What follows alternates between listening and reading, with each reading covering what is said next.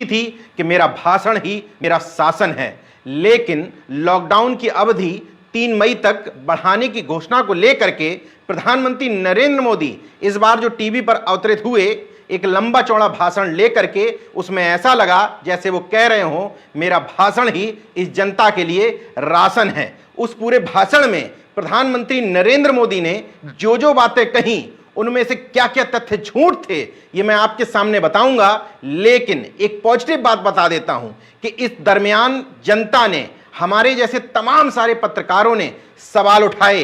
तो गोदी मीडिया ने भले ही सवाल ना उठाए हो, लेकिन हमारे आपके सवाल करने का असर यह पड़ता है कि लॉकडाउन की अवधि के दौरान प्रधानमंत्री नरेंद्र मोदी पहली बार देश के सामने ये बताने के लिए आए कि हमने कोविड-19 कितने हॉस्पिटल पूरे देश में बना लिए हैं।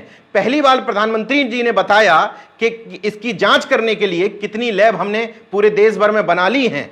पहली बार प्रधानमंत्री नरेंद्र मोदी ने मजदूरों के दर्द की बात की।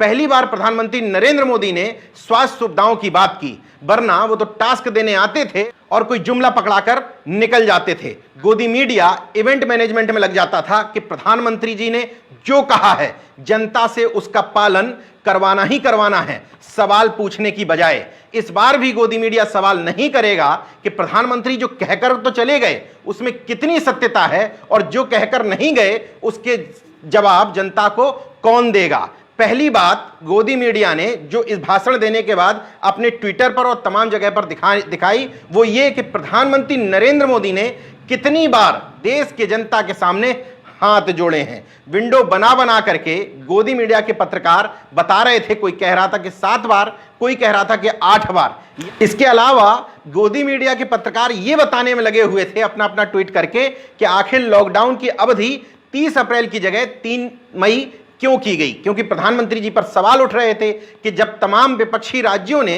30 अप्रैल की घोषणा की है इसलिए प्रधानमंत्री ने 3 मई की घोषणा की ताकि उन सबसे अलग दिखें। तो डिफेंडिंग की भूमिका में उनके गोदी पत्रकार आ गए और बताने लगे कि 1 मई को मजदूर दिवस है, 2 मई को शनिवार है, 3 मई को रविवार है, इसलिए यशस्वी प्रधानमंत्री जी ने 3 मई तक लॉकडाउन की घोषणा की है। उनकी हिम्मत नहीं थी, हैसियत नहीं थी सवाल पूछने की, क्योंकि वो तो उनके इवेंट मैनेजर हैं, इसलिए उन्होंने सवाल नहीं पूछे। लेकिन निश्चित तौर पर इस देश की जनता के प्रति उत्तरदायी है, इसलिए हम सवाल करेंगे ही करेंगे।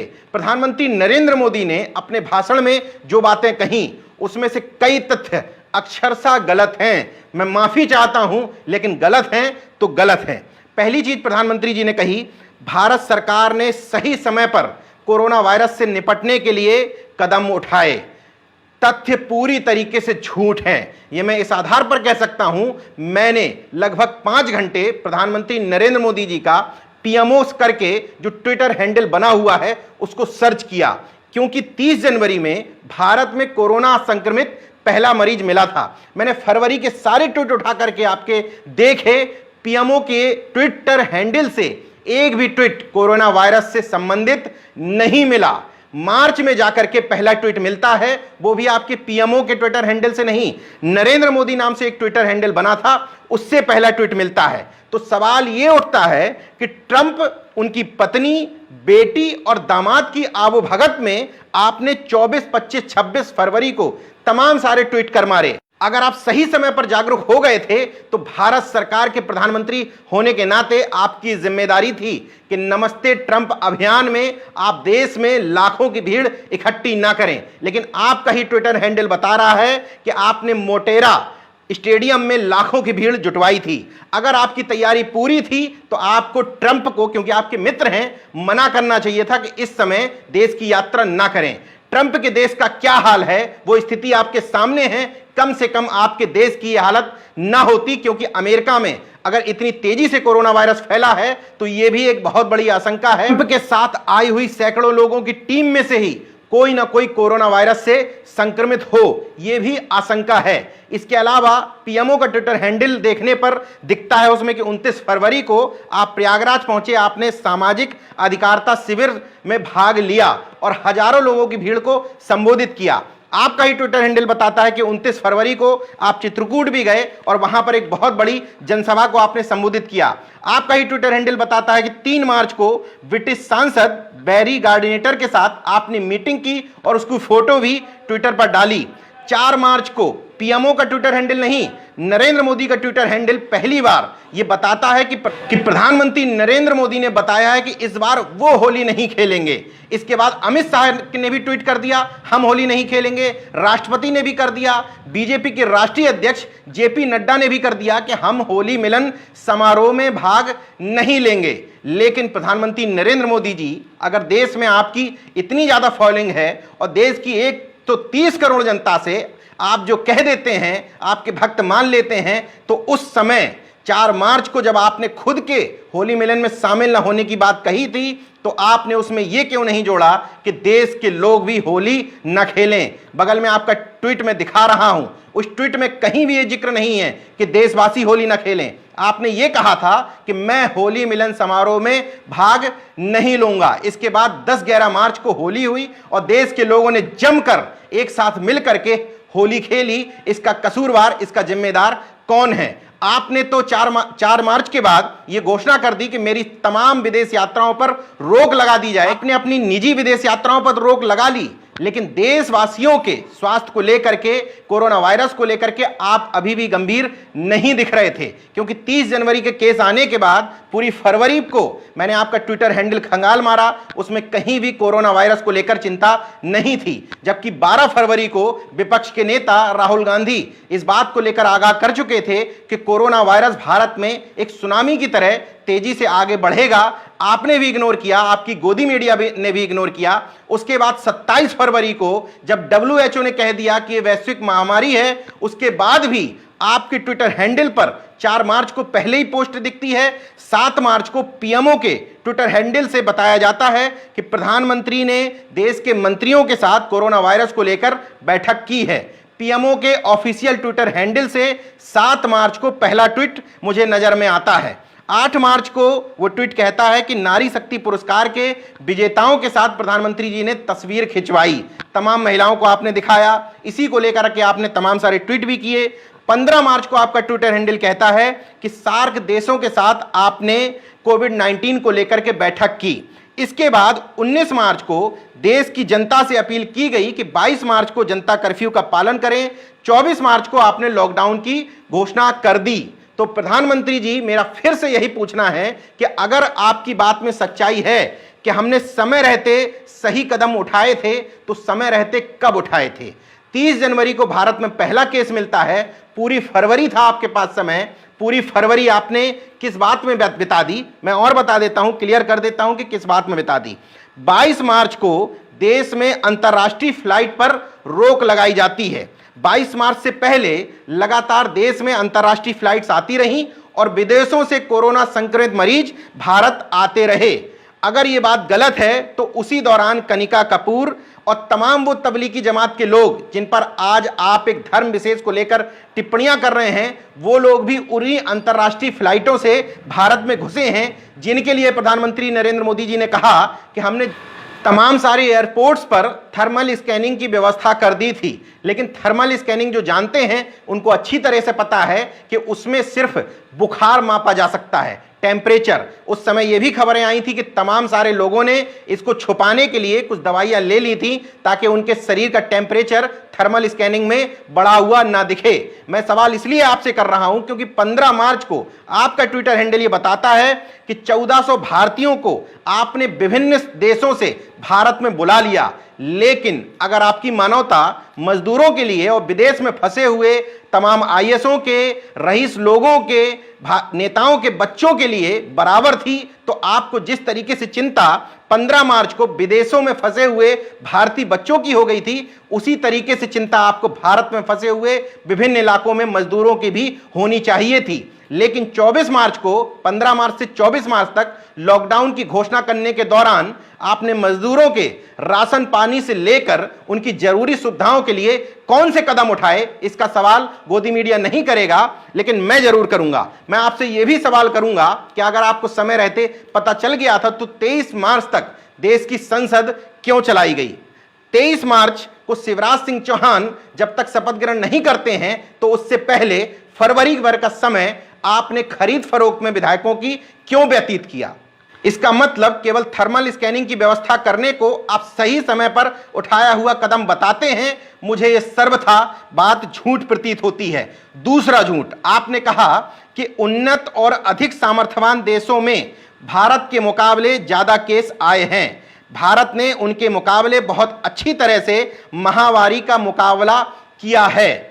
तो जब आप ये कहते हैं कि अधिक सामर्थ्यवान, तो आप बताने की कोशिश करते हैं America, Italy, Britain, Germany, Spain, France, इन देशों की तुलना करते हैं कि इन देशों में ज्यादा लोग संक्रमित हुए हैं और ज्यादा लोगों की मौत हुई है। मैं आपकी बात से पूरी तरीके से सहमत हूं कि ज्यादा लोगों की मौत हुई है। आपकी इसी बात को उठा करके भक्त ये बताने की कोशिश कर रहे हैं कि भारत में प्रधानमंत्री नरेंद्र मोदी के प्रयासों से कोरोना वायरस देश में घुस ही नहीं पाया और लोग संक्रमित ही नहीं हो पाए। इसका एक दूसरा पक्ष भी मैं बता देता हूं। आप विकसित देशों की तो बात कर रहे हैं, लेकिन उसका दूसरा पहलू है कि नेपाल, जो भारत के मुकाबले बहुत छोटा देश है, जिसकी अर्थव्यवस्था भारत से बहुत कम है, जहां सुविधाएं भी भारत से बहुत कम है, उस नेपाल में कोरोना संक्रमित मरीजों की कुल संख्या केवल 12 है। इसका मतलब अगर आपके तर्क पर हम गौर करें तो इसका मतलब कि नेपाल की सरकार ने भारत से कई गुना अच्छा काम किया है।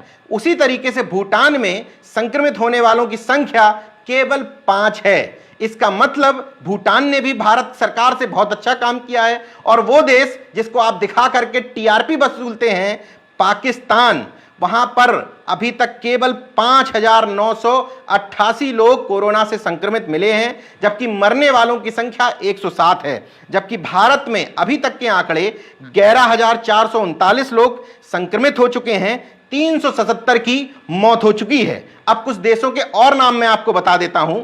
फिजी, गोविया, कांगो, पलाऊ, तुवालू, तिमोर, ये तमाम ऐसे देश हैं जहां पर अभी तक कोरोना का वायरस घुसा ही नहीं है या इक्का दुक्का लोग ही यहां संक्रमित हुए हैं। इसका मतलब उस देश की विकसित होने से, विकासशील होने से और उस देश के छोटा होने से वहां कोरोना के संक्रमण के घुसने का कोई सीधा सीधा लॉजिक नहीं बनता है, बल्कि इसका सीधा सीधा लॉजिक यह बनता है कि जो देश ज्यादा विकसित है वहां विदेशों से घूमने आने वालों की, पढ़ने आने वालों की, व्यापार के लिए आने वालों की संख्या ज्यादा होती है। इसलिए विकसित देशों में कोरोना का संक्रमण ज्यादा फैला, जबकि जिन देशों में विदेशों से आने वालों की संख्या कम होती है उन देशों में कोरोना का संक्रमण कम फैला। यही वजह है कि भारत में कोरोना का संक्रमण उतनी तेजी से नहीं फैल पाया। एक दूसरा तर्क और आपको बता देता हूं। यह तर्क यह है कि भारत में अन्य विकसित देशों की अपेक्षा जो टेस्ट हो रहे हैं कोरोना संक्रमित मरीजों की, उनकी संख्या ही बहुत कम है। भारत में प्रति 10 लाख लोगों पर कोरोना संक्रमित मरीजों की जो परीक्षण दर है वो इन तमाम सारे विकसित देश जिनकी तरफ प्रधानमंत्री नरेंद्र मोदी ने इंगित किया था उनसे काफी संख्या में कम है। इसका मतलब जब आपके यहां परीक्षण ही नहीं हो रहे हैं तो स्वाभाविक तौर पर आपके यहां कोरोना संक्रमित मरीजों की संख्या कम मिलेगी। WHO भी ये कह चुका है कि जिन देशों में कोरोना संक्रमण के मामले ज्यादा मिले हैं उन देशों में भी जांच की संख्या ज्यादा बढ़ी है।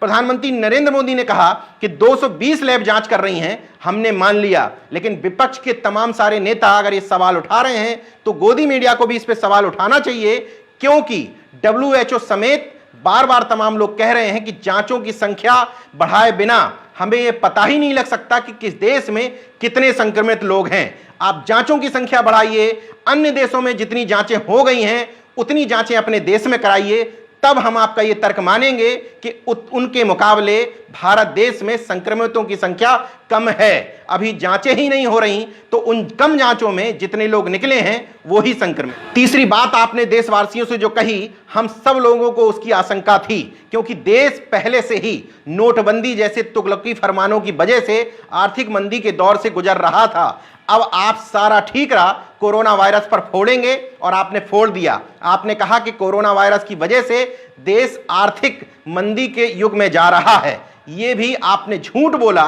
क्योंकि देश की स्थिति पहले से ही आर्थिक मंदी की ओर बढ़ रही थी। तमाम सारे लघु और मध्यम उद्योग नोटबंदी और GST के गलत क्रियान्वयन की वजह से आर्थिक मंदी की चपेट में आ ही रहा था। चौथा झूठ आपने बोला कि गरीब, मजदूर और मेहनतकश आपके अपने परिवारों के समान हैं। अगर वो लोग आपके अपने परिवारों के समान हैं तो क्यों नहीं उनके खाने के इंतजाम पर, उनके क्वारंटीन सेंटर की बन इंतजामी के नाम पर आपने एक शब्द भी बोला? इसलिए क्योंकि जो लोग सड़कों पर इस समय उतर रहे हैं, आपने तबलीगी जमात पर तो सवाल उठा दिए, लेकिन अब लोग जो सड़क पर उतर रहे हैं, चाहे सूरत पर उतरने वाले, सूरत की सड़कों पर उतरने वाले मजदूर हों, चाहे मुंबई की सड़कों पर उतरने वाले मजदूर, ये लोग तबलीगी जमाती तो नहीं हैं, लेकिन मजबूर जमाती हैं, जो मजबूरन सड़कों पर इन लोगों को उतरना पड़ रहा है। अगर आप समय रहते इन लोगों का ध्यान रख लेते और उस हिसाब से अपनी नीतियां बनाते, तो इन लोगों को आज इस स्थिति में नहीं जीना पड़ता। पांचवा झूठ आपने बोला कि सिर्फ लॉकडाउन की अवधि 3 मई तक जारी रखना ही एकमात्र उपाय है कोरोना से निपटने के लिए। बिल्कुल गलत। WHO पहले ही कह चुका है कि किसी देश में टेस्टिंग की संख्या, क्वारंटाइनिंग की संख्या, ट्रीटमेंट की आवश्यकता, ये 3 प्रमुख चीज हैं कोरोना वायरस को दूर भगाने के लिए। लॉकडाउन एक जरूरी कारण है, हो सकता है आपने पहले लॉकडाउन 21 दिन के लिए किया, बाद में लॉकडाउन की अवधि 19 दिन और बढ़ा दी। हम आपसे सहमत हैं कि देश में लॉकडाउन इस समय करने की जरूरत है, लेकिन सिर्फ लॉकडाउन पर पूरा ठीकरा फोड़ दिया जाए, उससे मैं सहमत नहीं हूं। देश में टेस्टिंग की संख्या बढ़ानी पड़ेगी। जब लोगों के टेस्ट होंगे तब पता चलेगा कि मरीजों की संख्या कितनी है। जब मरीजों की संख्या पता चलेगी तब उनको ठीक करने के लिए उनका सही ढंग से उपचार किया जा सकता है या उनको क्वारंटाइन किया जा सकता है। टेस्ट की संख्या नहीं बढ़ाएंगे तो ये जो आंकड़े हैं ये धीरे धीरे आगे बढ़ते चले जाएंगे। छठवां झूठ, आपने कहा कि हमारे पास धीरे धीरे संसाधनों की कमी है, या आपने झूठ बोला है, या इससे पहले स्वास्थ्य मंत्री प्रेस कॉन्फ्रेंस में आके झूठ बोल रहे थे, जो कह रहे हैं कि विपक्ष लोगों को बरगलाने का और पैनिक देने का काम कर रहा है। लोगों को पैनिक होने की जरूरत नहीं है।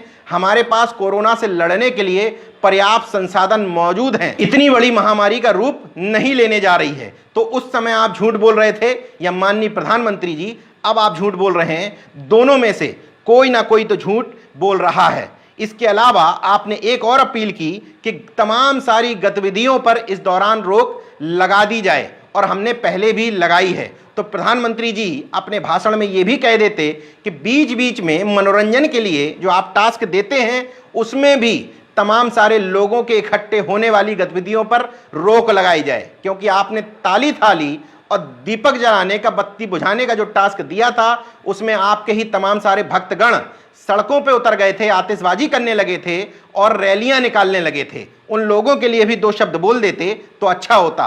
माननीय प्रधानमंत्री जी आपने मेरी तमाम सारी अपीलों पर ध्यान दिया।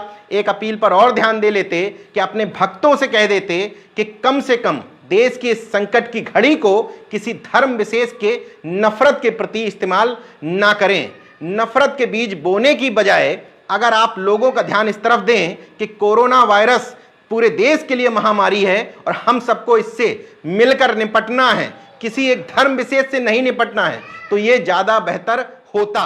मजदूरों के लिए कुछ उपाय